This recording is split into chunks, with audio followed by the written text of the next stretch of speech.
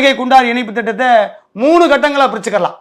இதில் முதல் கட்டம் திருச்சியிலேருந்து ஆரம்பித்து கட்டளை வரைக்கும் வந்துடுறாங்க. அவங்க கிட்டத்தட்ட 118 கிலோமீட்டர் அந்த பயணம் ஆகுது அந்த காவேரி குண்டாறு வைகை இணைப்பு திட்டம்.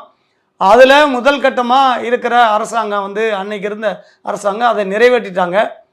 கிட்டத்தட்ட அதில் ஒரு 14 ரயில்வே மேம்பாலங்களும் பல்வேறு இணைப்பு பாலங்களும் அந்த இதில் இருக்குது. இந்த திட்டங்களில் மொத்தம் 265 கிலோமீட்டர் நீளமுடைய இந்த காவேரி வைகை குண்டாறு இணைப்பு திட்டம்ங்கிறது திருச்சியிலிருந்து ஆரம்பித்து மாயனூர், கதவணை, கட்டளை அதோடு பார்த்தீங்கன்னா தெற்கு வெள்ளாற்றோடு நின்றுது.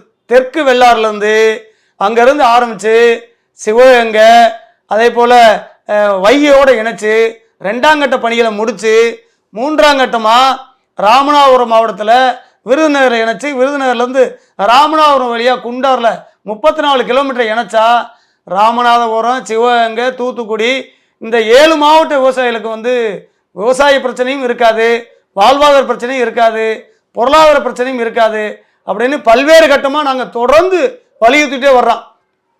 தற்சமயம் கூட